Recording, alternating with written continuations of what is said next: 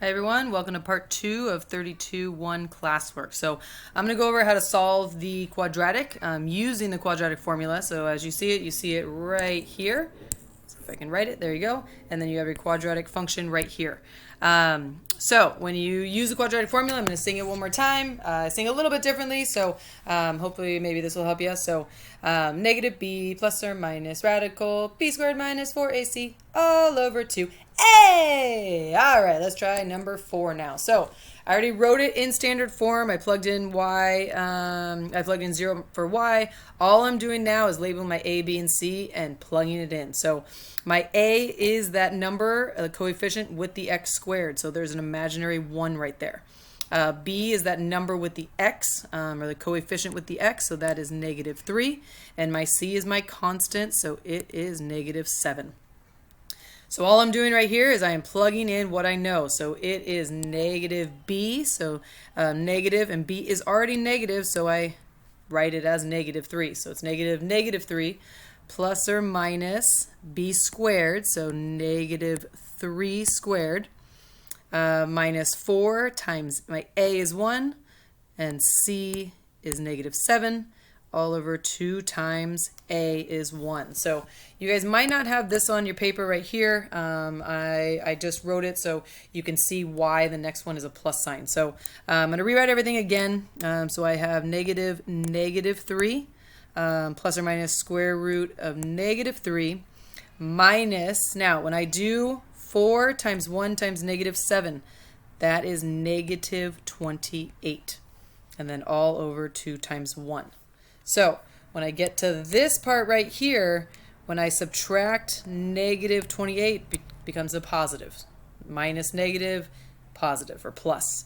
So I'm going to simplify right here. So I have negative 3, which is positive 3, plus or minus square root of 3 squared is 9. That is a 9. Plus 28 all over 2. So I'm going to keep simplifying. So I have 3.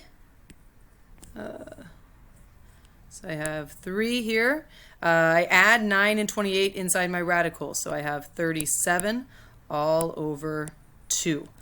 Now the plus and minus means plus or minus. So I'm going to break it up into 2 answers. So I have 3 and then plus 37 over 2. And then I have 3 minus 37 over 2. So I'm going to show you on my calculator. I'm going to clear it.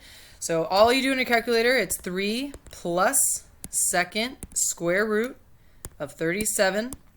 Make sure you press enter. All right? It is all on the numerator. And then you divide by 2. All right? So we're rounding to the nearest tenth. So I'm going to look at this hundredths place. It's a 4. So your answer should be about 4.5. And then the next one, I'm going to subtract. So it's 3 minus second square root, 37. Make sure you press enter and then divide by 2. So it's negative 1.541. I look at that 4, so the tenths place stays. So it's 1.5. Sorry, negative 1.5. Okay, so these are the approximate solutions. Right here are called the exact.